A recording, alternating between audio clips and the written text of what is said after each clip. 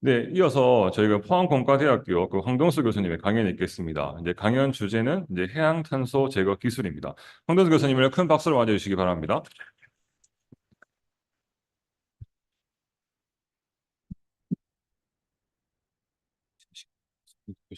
클릭하시면 넘어. 클릭이 넘어가. 아, 네. 안녕하세요. 저는 포항공대 환경공학부에 있고요. 황동수라고 합니다. 제가 고등학교 때 화학을 좋아했거든요. 그래서 화학자가 되고 싶었는데 고등학교 선생님께서 화학과 가면 돈 못 번다 그래가지고 화공과로 갔어요. 근데 화공과는 수학이 되게 많아가지고 학교에서 적응을 못했습니다. 그러다가 제 졸업할 때쯤 바이오가 떠가지고 바이오 엔지니어링을 했고요. 그 다음에 지도 교수님이 갑자기 해양생물인 홍합에 대해서 관심이 있으셔가지고 그 박사과정 주제로는 홍합접촉 단백질을 했습니다. 그러다가 해양에 관심이 생겨가지고요. 그 해양 생명체에 대한 연구를 박사과정 때 연구를 했어요. 그러고 이제 포항공대 해양대학원에 들어왔는데 들어왔더니 이 총장님께서 제 대학원을 없애버리셨습니다. 그래서 제가 환경공학부로 이렇게 들어가게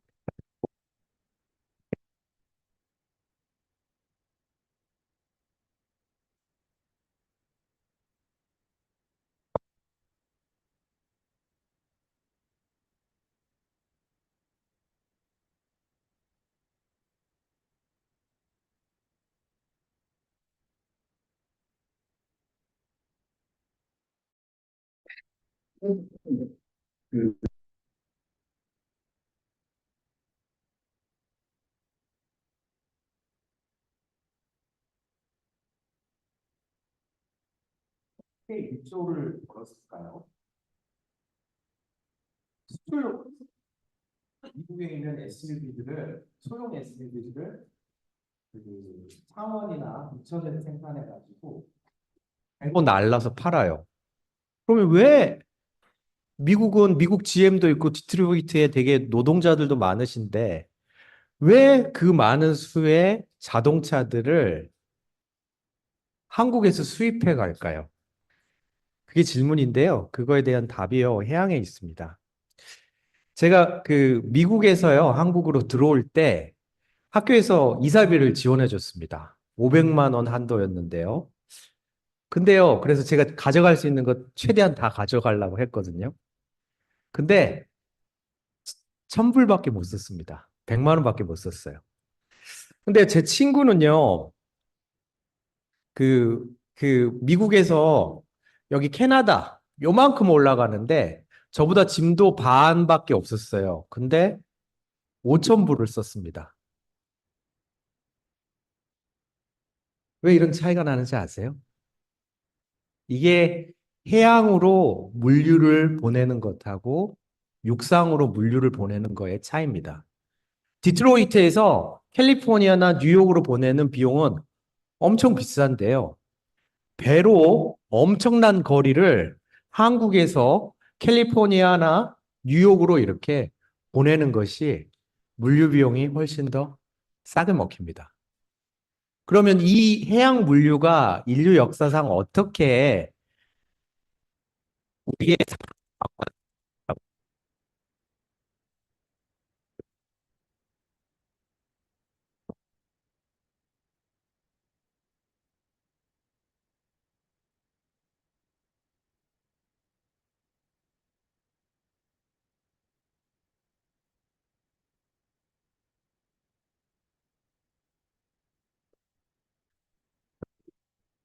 시간에 미국 5대5 배우셨을 거예요. 미국 5대5에 뭐 공업지대가 있다라고 생각을 했는데 왜 5대5를 우리가 지리 시간에 배워야 될까요? 한번 생각해 본 적 있으세요? 왜냐하면 그 당시에는 미국에도 도로가 별로 없었어요. 철도도 별로 없었어요. 그러면은요, 어떤 도시에서는 석탄이 나고 어떤 도시에는 철광석이 나요. 그리고 어떤 도시에는 사람이 있어요. 이 호수를 통해 가지고 배를 통해서 각각의 물류들을 옮기고 나르고 해가지고 디트로이트의 자동차 산업이 발전했고 피츠버그의 철강 산업이 발전했습니다. 그렇게 하면서 미국의 공업화가 효율적으로 이루어졌고요. 아까 제가 물류비 말씀드렸잖아요. 배로 날르면 싸고 편리하다고. 이걸 통해 가지고 미국의 오데오 주변으로 공업 지역이 발전하기 시작했습니다. 그리고 미국 공업의 센터가 된 것이죠. 그럼 그 다음에 일본에서 미국을 이렇게 방문하고 나서 이걸 그대로 카피합니다. 아, 우리도 교통이 불편하니까 일본 해안 지역에다가 공장을 짓고 철광석이나 석탄이나 그런 리소스들을 해외에서 수입하자. 그게 일본의 자본주의 모델이었어요. 그리고 그게 성공적이었죠. 이렇게 사업을 하고 있는데 미국에서 이 배를 움직일 석유를 안 주는 거예요. 그러니까 일본이 태평양 전쟁을 일으킬 수밖에 없었죠. 그럼 이거를 우리나라에서 똑같이 카피합니다. 철을 그 도로나 철도로 비싸게 이렇게 가져오는 것보다 철광석지대에서 석탄을 태백에서 가져오는 것보다 호주에서 가져오거나 아니면 러시아에서 가져와서 임해제철소를 만드는 게 더 싸다라고 생각해가지고 제가 있는 포항에 그 포항제철이 만들어졌고 이 제철을 통해 가지고 조선, 자동차, 석유화학 등의 다양한 공업지대가 보시면 어디 있어요? 동남권 임해공업지대에 있습니다. 이 모델이 그대로 들어왔어요. 그래서 여러분들이 미국 지리 중에 5대5 연안의 공업지대를 배우는 겁니다. 자, 그러면은 이 값싸고 상대적으로 탄소가 덜 배출되는 물류 시스템을 통해 가지고 동남권의 산업들이 만들어졌는데요. 이제 그 값싼 탄소, 석탄에 대해서 가격을 매기기 시작합니다. 지금 우리나라 1인당 탄소 배출량이요. 조사를 해봤더니요. 2030년에는 세계 1위가 된답니다. 그리고 지금도 세계 수익권이랍니다. 여러분들 전철 타고 다니시고 분리수거 잘하는데 한국 사람들이 이산화탄소 배출이 엄청 높대요. 왜 높은지 아세요? 왜냐하면은 그 제철 산업에 있는 그 철강에 대한 탄소들, 석유화학에 대한 탄소들, 그리고 조선, 자동차, 우리나라 제조업들에 대한 모든 탄소들이 여러분 1인당 CO2 사용량에 다 들어가 있기 때문이에요. 그리고요, 그럼 동남권이라는 게 지금 사람이 없어지잖아요. 그리고 제조업밖에 없는데, 그럼 제조업에서 탄소에 대해서 규제가 들어가기 시작하면은 이미 동남권에 있는 제조업도 엄청난 위기고 사라질 수밖에 없는 시점에 다가왔습니다.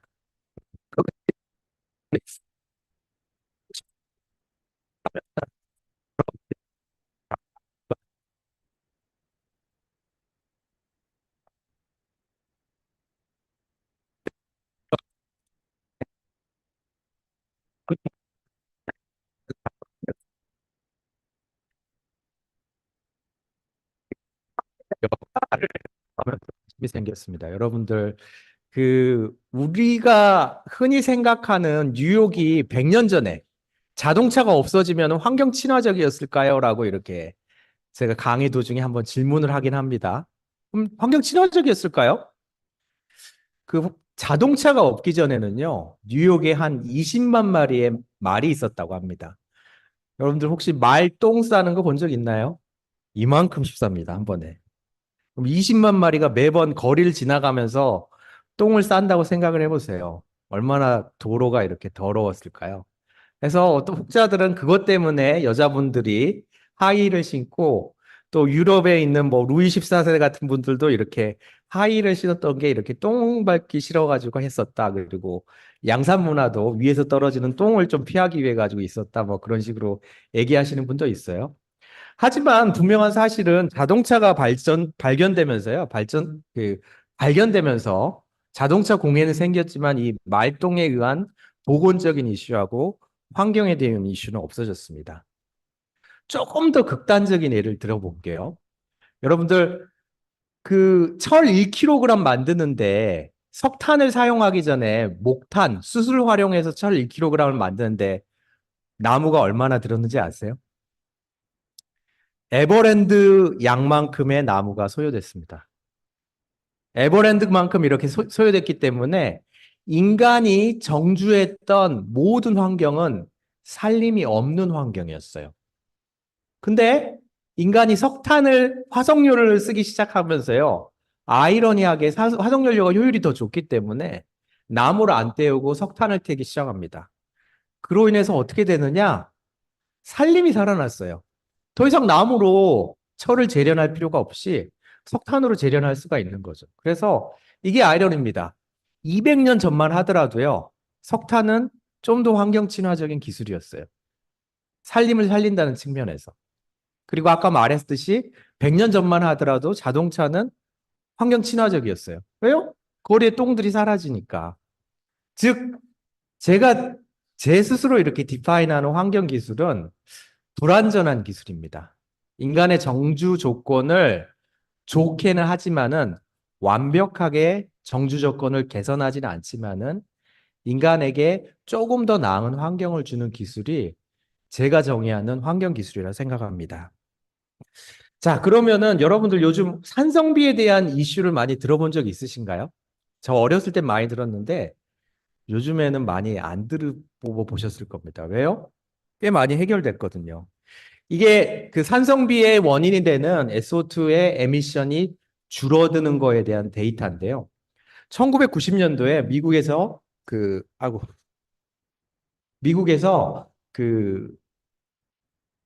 모든 공장에 이런 집진 장치를 만들어요. 대기 오염에 대한 집진 장치를 만들어요. 그래가지고 이 SO3 농도가 대기 중의 농도가 급격하게 떨어지는 거를 여러분들 보실 수 있을 겁니다. 그렇게 됐죠. 그래서 더 이상 산성비에 대해서 그렇게 큰 이슈가 안 생깁니다. 그래서 이거에 대해서 이렇게 규제를 하면은 산성비 문제도 해결할 수 있겠구나 라는 생각에 힘을 입어가지고 탄소세에 대한 논의가 시작됩니다. 우리 SO2 농도도 이렇게 줄였는데 미국 정부 같은 정부가 규제를 하면은 탄소세를 줄일 수 있겠다라고 생각을 한 거죠. 그래서 교토 프로토콜이 만들어졌다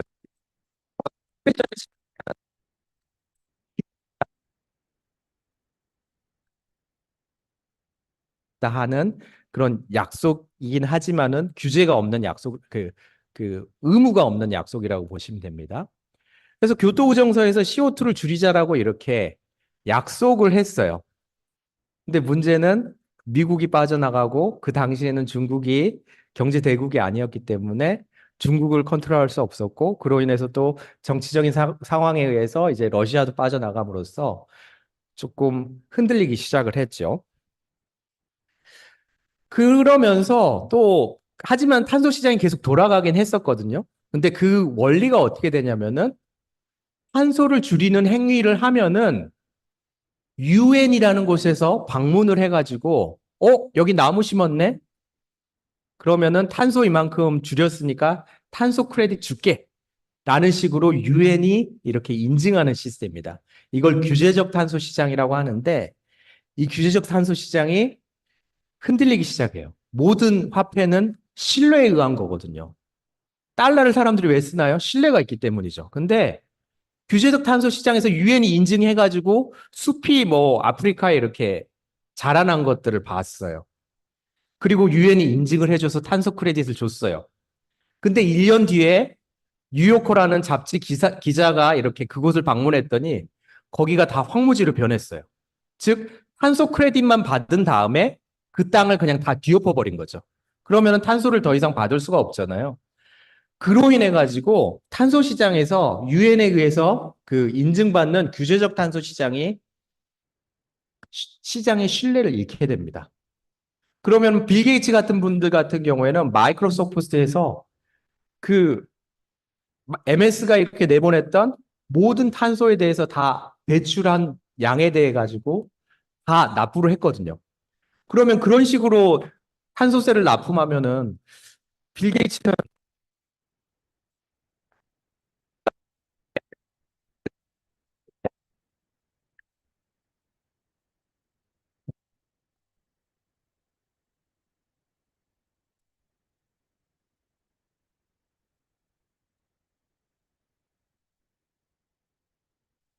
제 생각으로는 앞으로 탄소 크레딧에 대해서 인증을 하고 탄소 크레딧에 대해서 그 파는 트레이드마크스로 될 것으로 저는 개인적으로 판단하고 있습니다.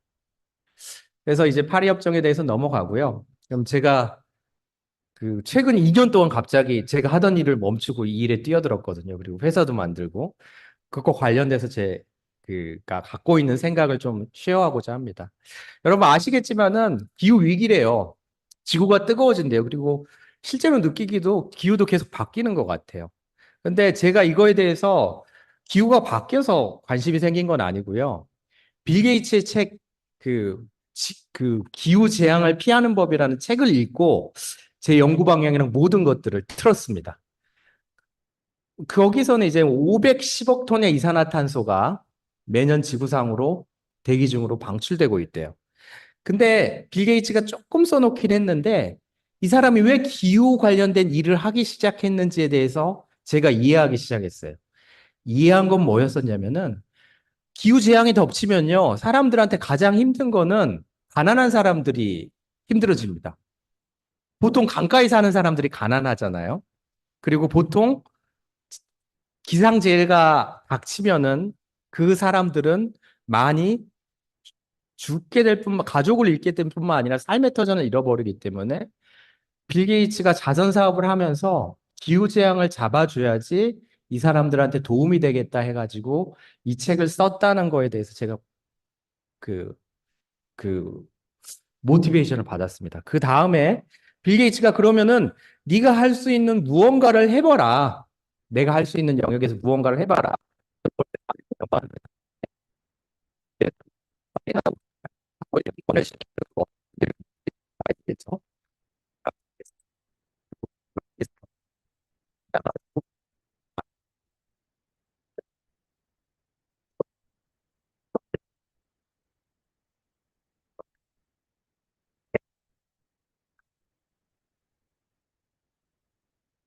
해양에서 탄소를 포집하지 않고 일반적으로 사람들이 이산화탄소 포집하는 방법은 대기 중에서 이산화탄소를 포집한대요. 그리고 대기 중에서 이산화탄소 포집하는 기술 중에 클라이밋 웍스라고요. 아이슬란드의 파일럿 공장을 갖고 있는 회사가 있는데 거기서는 대기에서 그 CO2를 팬을 돌려가지고 포집을 하고요. CO2를 포집하는 입자를 가지고 CO2를 붙인 다음에 100도에서 800도의 온도를 올려가지고 CO2를 다시 디스옵션을 시킵니다. 그리고 그 디스옵션된 CO2를 물에 녹여가지고 아이슬란드 땅에다가 광물화를 시킵니다. 그러면은 카본 넷제로가 된대요. 네거티브가 된대요. 이상하지 않나요? 팬을 돌리는데도 에너지가 들어가고 CO2를 떼내는데도 에너지가 들어가고 CO2를 흡착하는데도 에너지가 들어가요. 흡착하는 입자를 만드는데도 에너지가 들어가요. 근데 왜 카본 네거티브가 될까요? 이게 포항하고도 조금 관련이 있거든요. 아이슬란드는 화산 활동이 풍부해가지고요. 지열이 풀입니다. 즉, 에너지가 공짜예요. 그러니까 에너지에 대해서 돈을 안 써도 돼요. 지열로 팬을 돌리고 지열로 800도를 만들고 100도를 만들고 모든 입자를 만들 수 있기 때문에 아이슬란드에서는 카본 네거티브가 됩니다. 근데 그거를요, 포항에 그대로 가져오잖아요. 그러면은 포항 지진 다시 일어나요. 그쵸? 포항에 지열 발전하려고 지진이 일어난 거잖아요. 그런 식으로 되기 때문에 이게 유럽에서는 성공했지만은 우리나라에서는 성공할 수 없을 것 같은 기술이더라고요. 그 반대로 이제는 해양을 보면요. 해양 여러분들 학부 시간에 배우는 헨리의 법칙 아시죠? 파티셔닝 되는 거. 기체가 있으면은 기체가 액체에 이렇게 파티셔닝이 됩니다. 그러면은 510억 톤의 이산화탄소가 대기 중에 배출돼서 이게 파티셔닝이 되게 되면은 바닷속에 30%는 파티셔닝 됩니다. 즉 아까 클라이밍 웍스에서 팬 돌리고 입자 돌려서 습착하는 것들이 바다에서는 30%가 자연스럽게 일어나요. 그래서 문제 중에 하나는 여기서 보시면은 CO2가 흡착되면서 프로톤도 하나 생기거든요. 그렇기 때문에 애시드도 약 210억 톤의 분자량만큼 부어지는 거죠. 그것 때문에 이제 해양 산성화도 같이 일어나는데, 그런데 그러면 해양에 그리고 이 이산화탄소 카보네이트는 표층에만 존재를 한대요. 그러면은 해양에 있는 이산화탄소를 잡아내주기만 한다면은 카본 네거티브 가능하지 않을까라는 생각을 제가 판단을 하게 됐습니다. 그러면서 저는 해양 생명체를 원래 연구하고 있었기 때문에 이 코콜리스포라는 것들을 알고 있거든요. 코콜리스포라는 게 뭐냐면은 광합성을 해가지고 해양에 있는 이산화탄소를 광물화시켜서 그 자기 갑옷을 만드는 해양 플랑크톤입니다. 그리고 전 지구적으로 약 10%의 이산화탄소를 그 딥시로 이렇게 보내주는 역할을 하고 있다는 생물입니다. 즉, 만약에 표층에 있는 이산화탄소를 딥시로 이렇게 보내줄 수 있다면은 저는 카본 네거티브를 만들 수 있는 완벽하지만 않지만은 현실적인 기술을 만들 수 있을 거라고 생각을 했어요. 그래가지고요, 저희가 원래 플라스틱 입자 같은 것들을 원래 많이 만들고 있었는데, 이 플라스틱 입자를 좀 팔아먹기 위해 가지고 그 포항에 있는 그 포항 앞바다에 저희 입자를 넣었어요. 이 입자가 물에서는 한 달 만에 완벽하게 분해되거든요. 근데 바다에다 넣었더니 얘가 분해가 안 되기 시작해요. 오히려 질량이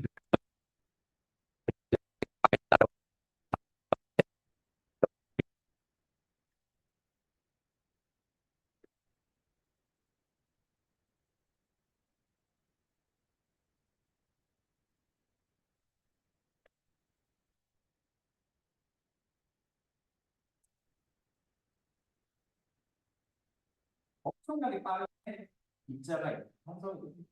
바로 이산화탄소 먹어가지고 그 카보네이트가 카보네이트가 이제는 칼슘 카보네이트 조개 껍질로 빠르게 바뀌는 게 보였어요. 아, 그래가지고 이걸로 사업을 한번 해보자라는 생각을 하게 되었습니다. 그래서 제가 이제 그 사업을 하려면은 시장 조사를 해봐야 되잖아요. 그래서 시장 조사를 해봤더니 아주 재미있는 사실을 발견했습니다. 아까 말했듯이 510억 톤의 이산화탄소가 대기 중으로 방출돼 있고 200억 ton의 이산화탄소가 거의 해양으로 매년 흡수가 됩니다. 그러면서 아까 말했듯이 H 플러스가 하나 동등한 몰수의 H 플러스가 들어온다 그랬잖아요. 그래서 해양에 거의 200억 톤의 이산화탄소만큼의 염산이 매년 인간의 화석연료 사용으로 들여 부어지고 있습니다. 그럼 그거 중화시켜야 되겠죠. 어떻게 중화시켜요?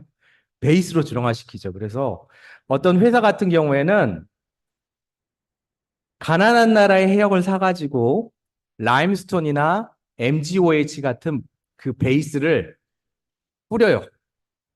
그리고 그걸 통해 가지고 탄소 제거 탄소세를 톤당 값싸게는 600불, 조금 샀을 때는 그리고 벌크로 샀을 때는 아니 값싸게 조금 샀을 때는 1200불 그리고 벌크로 샀을 때는 600불에 팔아먹고 있는 것들을 발견했습니다. 오, 야, 바다에 베이스를 뿌려주는 것만으로 이산화탄소 탄소세를 먹는다니 조금 제 처음에는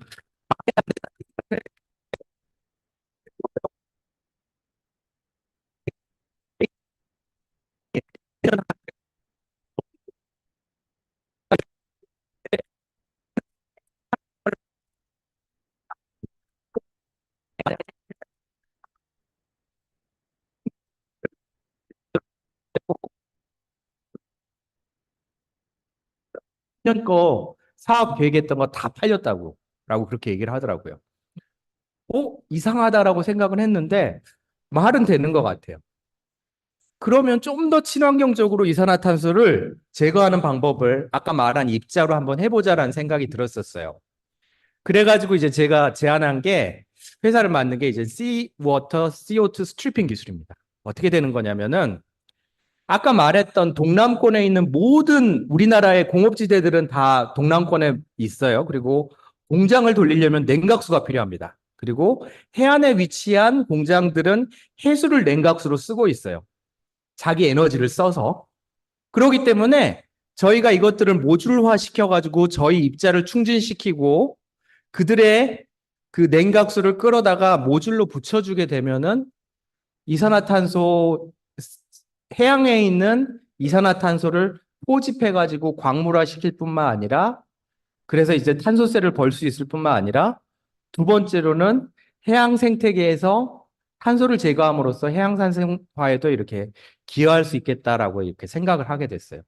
그리고 최근에 이제 현대차랑 같이 일을 했는데 현대차에서 그 C밤이라고 탄소 국경세가 생겼거든요. 그것 때문에 그 아무튼 재활용 플라스틱을 많이 넣어야 돼요. 플라스틱에. 근데 제네시스가 재활용 플라스틱 그거를 더 많이 넣어야 되기 때문에 제네시스에 된 들어가는 플라스틱에 무거운 무언가를 넣어줘야 되는데 플라스틱 값이 싸거든요. 그렇기 때문에 조개 껍질을 갈아가지고 그 제네시스 플라스틱에 같이 넣고 있는 걸 발견했어요. 탄산칼슘이 무거우니까. 근데 이제 조개에 썩은 내가 안 빠져가지고 지금 문제라고 그렇게 얘기를 하더라고요. 그래서 그런 식으로 우리가 이 탄산칼슘 시퀘스트링 하면은 이걸 가지고 현대차에 그 플라스틱 필러로도 이렇게 쓸 수 있겠다 생각이 들었고 또 세 번째로는 이산화탄소가 가장 많이 나오는 공정이 시멘트 만드는 공정이거든요. 근데 그 시멘트를 만드는 공정에서 이 이산화탄소가 많이 배출되는데 저희가 이렇게 우리나라 동남권에서 시작해가지고 전 세계로 이렇게 다 가게 되면은 전 세계 해양에 인접해 있는 공업지대들이 이산화탄소를 그 회수하면서 화석연료 관련된 사업들을 쭉 할 수 있지 않을까라는 아이디어를 갖고 있습니다. 그래서 현재는 이제 그것들을 그 실증하기 위해 가지고 이제 회사를 세웠고요. 그래서 이 아이디어를 이렇게 현대차에 얘기했더니 현대차 정무무재단에서 기후테크로 이렇게 지정을 해줘 가지고 이제 사업을 시작을 했습니다. 그래서 만든 것들은 탄소세를 첫 번째로 넣고 두 번째로는 자동차용 내장재 또 건축용 시멘트 소재로 활용을 해보려고 생각을 하고 있습니다.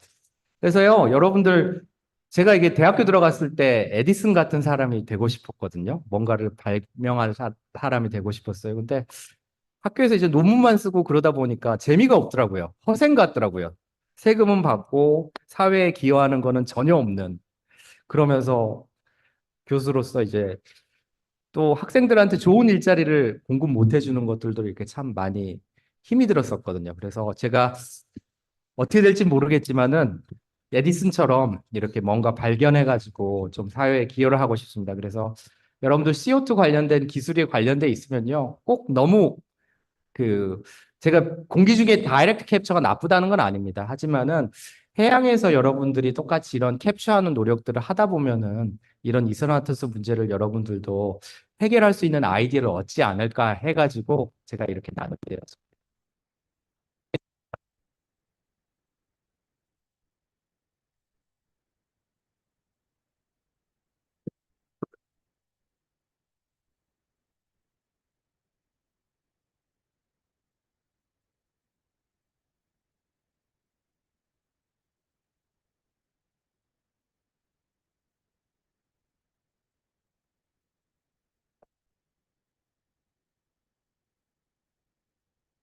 아니, 교수님 발표 듣고 저 깜짝 놀랐는데요. 그 첫 번째는 그 연구를 많이 하셨는데 엄청난 비즈니스 모델을 발견했다 이런 생각이 들고요. 또 이것이 우리 환경 분야의 또 접목이 되는 기술이기 때문에 아마 이제 그 전 세계적으로도 큰 반향을 일으킬 수 있는 기술이라 이렇게 판단이 됩니다. 감사합니다. 근데 이제 제가 그 볼 때 지금 결국 그 CO2를 흡수하려면은 이제 칼슘 카보네이트나 마그네슘 뭐 카보네이트 이런 식으로 그 물질이 만들어질 텐데 해양에서 이제 그 반응이 빨리 일어나다 보면 해양 속에 있는 마그네슘이나 칼슘이 결국은 그 산호 만들려고 그 만들어진 물질이거든요. 그러면 이제 그게 많이 활성화됐을 때는 그 결국에는 어떤 해양 생태계에 영향을 끼치지 않을까 장기적으로 그런 생각도 좀 들고 그다음에 이제 이게 그 결국 지금 쓰는 것이 이제 자동차 플라스틱하고 믹스하는 소재로 쓰는 거는 이제 뭐 비용이 상당히 비싸니까 메이크 센스가 되는데 시멘트는 이제 사실 가격이 굉장히 낮거든요. 그래서 그런 게 이제 비즈니스 모델로 볼 때 얼마나 피저블한지 조금 설명 더 해주시면 되게 좋을 것 같습니다.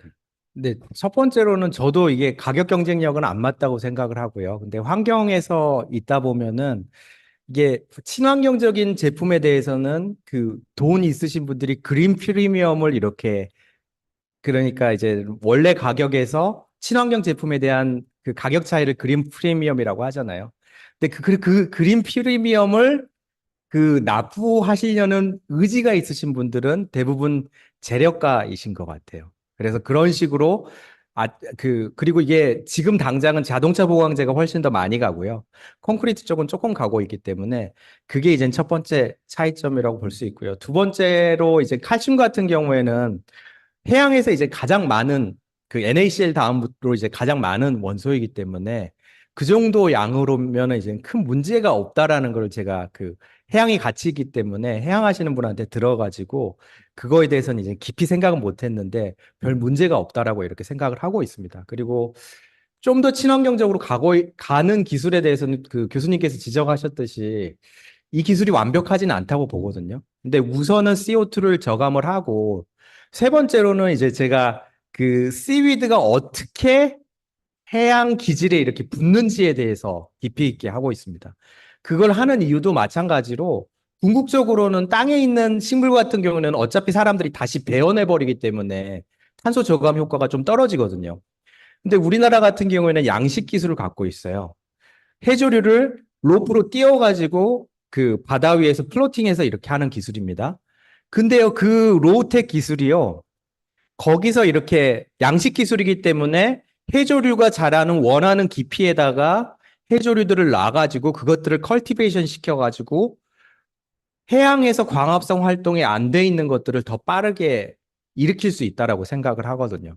그래서 그런 기술을 통해 가지고 페이즈 1은 이 파티클로 이산화탄소를 제거하는 기술이고 이제 제가 이제 평생 연구할 기술은 해조류가 어떻게 거의 몰수만큼의 확률로 바다에 이렇게 정착을 하거든요.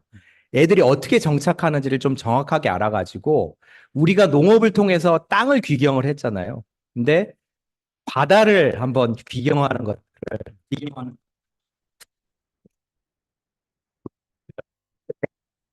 부분이라는 사고를 이미 딴 사람이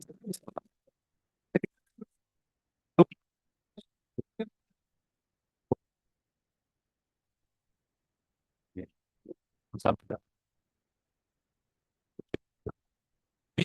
관심 많은 사람 한번 관심 가져보면 떼돈을 벌 수 있을 것 같은데요. 열심히 질문 한번 해보세요.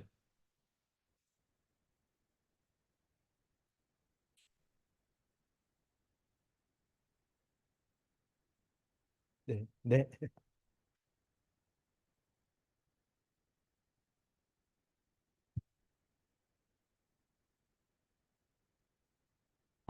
발표 잘 들었습니다.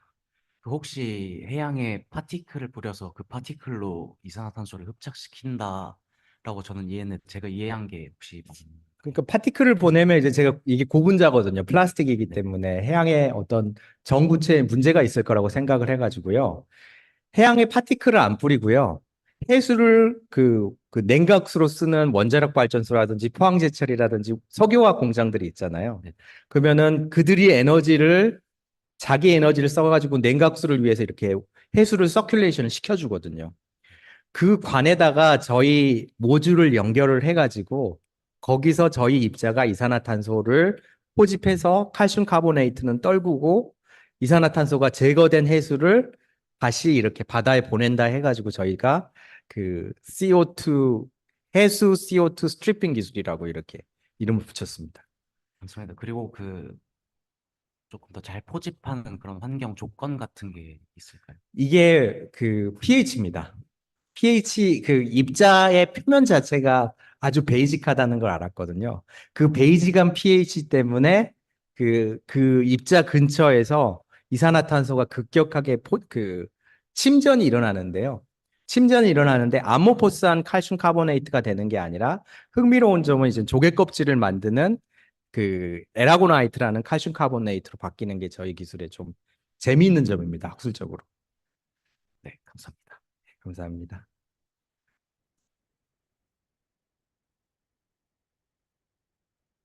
네, 그 혹시 제가 하나 질문 드려도 네네네. 네, 아까 이제 그 학생이 얘기했던 것처럼 이제 카보네이트를 제가 인위적으로 어떤 그 조건 형성이 되면 제가 이제 핸들링할 수 있는 형태로 전환이 되는데 그러면 그거를 사실 카보네이트를 사용할 수 있는 다른 산업들도 많을 텐데 그러면 이거를 다시 용해나 용출을 시켜가지고 다른 사업에서도 어떻게 활용할 수 있는 가치로 좀 변화시킬 수 있지 않을까라는 생각이 들어요. 왜냐면 이게 그 우리가 핸들릴 수 있는 형태로 우리가 변환되기 때문에 혹시 네. 그쪽으로도 어떤 아이디어가 있으신지요? 네네, 그쵸. 그래서 제가 솔직히 이제 비즈니스는 시작을 했는데요. 사람들이 돈에 관련된 가 하면은 좀 더 관심이 생기거든요. 그렇지만 이제 저는 좀 사람들의 생각을 일론도 이제는 전기차를 쓰고 싶다고 해가지고 그거를 사람들이 전기차를 쓰게 만들었잖아요. 그런 의식 구조를 바꾸는데 저는 좀 더 꿈이 있습니다. 사람들이 해양에서 뭔가 이산화탄소를 제거하는 기술을 개발하는 거에 사람들이 그 다이렉트 에어 캡처처럼 사람들이 많이 뛰어들다 보면은 뭔가 나오지 않을까라는 생각을 솔직히 갖고 있습니다. 꼭 제가 아니더라도. 네. 예. 감사드립니다. 네. 이제 뭐 혹시 학생분들 또 다른 질문이 혹시나 나중이라 생각나신다면 저희한테 연락 주시면 제가 교수님들을 통해 가지고 답변 한번 받아드리는 걸 하겠습니다. 이제 교수님께서 이제 발표는 여기까지 하고 교수님께 큰 박수 한번 부탁드립니다. 감사합니다.